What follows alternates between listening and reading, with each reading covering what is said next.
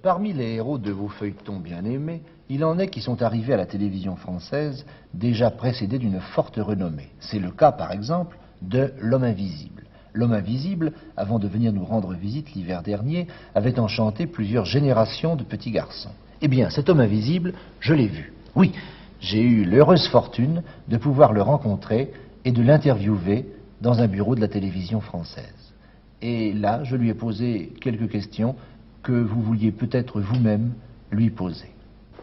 Monsieur Brady, je vous sais gré de nous avoir consacré quelques instants. Je vous en prie, je suis très heureux d'être ici. Je sais à quel point vous êtes occupé. On a toujours quelques minutes à accorder à ses amis. Vos amis sont nombreux et passionnés par vos aventures, je le sais bien. Je crois que vous voulez me poser quelques questions. Si vous permettez. Bien sûr, mais auparavant, je vais vous demander la permission de me débarrasser. Ces bandelettes, ça tient très très chaud. Oh, bien sûr, j'aurais dû y penser moi-même. Mais à ce propos, j'ai l'impression que vous en avez un peu plus que d'habitude. C'est exact. Imaginez-vous que j'ai eu un accident de voiture. Ah, pas grave, j'espère. Non, non. Eh bien, écoutez, je vous en prie, enlevez vos bandelettes. J'aurais dû y penser moi. Non, non, c'est tout à fait normal. Avec moi, on ne sait pas très bien comment se comporter. Je suis habitué. Ne bougez pas. J'en ai pour une seconde. Vous savez, c'est plus difficile à mettre qu'à enlever. Vous êtes très aimable de me mettre ainsi à l'aise, monsieur Brady. À la vérité, on est un peu désemparé devant vous. Moi-même, parfois encore, je suis désemparé. Tenez, par exemple, croyez-vous que ce soit facile de se couper les ongles quand on ne voit pas le bout de ses doigts?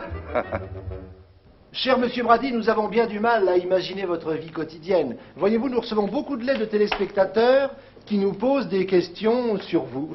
Je vais tenter d'y répondre.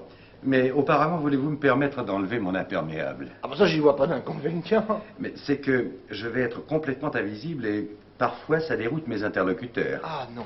Monsieur Brady, je voudrais vous poser une question à ce propos. Une question indiscrète. Quand vous êtes invisible, êtes-vous habillé? Eh bien, au début, il m'a été très difficile de rendre les vêtements invisibles. La texture des textiles est peu favorable. Ah oui, alors. Alors l'hiver, je m'efforçais de ne pas faire trop d'enquête à l'extérieur. Mais, monsieur Brady, je vous écoute parler. Vous dites des phrases très compliquées comme la texture des textiles. Pour un Anglais, vous parlez fort bien notre langue. Mais je suis doublé en français, cher monsieur. Ah oui. Je vous ai amené quelques photos. J'ai pensé que ça pouvait vous intéresser. Ah, vous êtes fort aimable.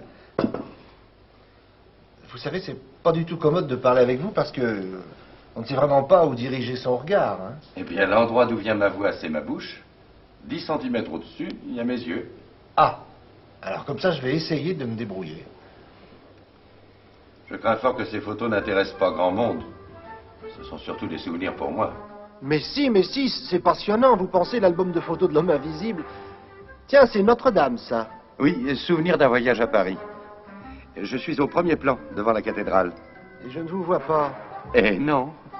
Ah oui. Tiens, il est gentil, ce petit garçon-là. C'est mon filleul, Patrick. Mais comment fait-il pour tenir en l'air comme ça? Dans mes bras.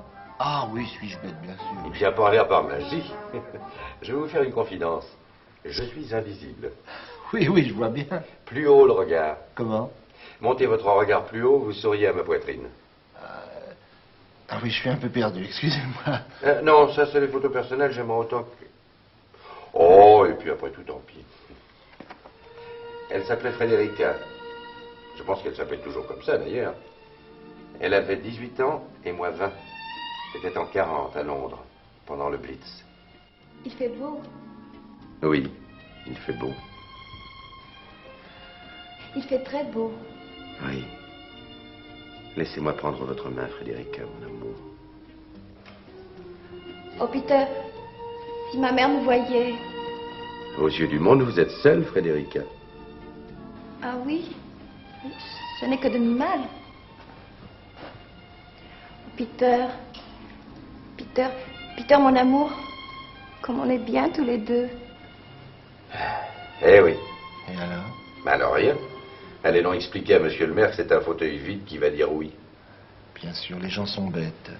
Ils ne sont pas préparés à recevoir une découverte de cette importance.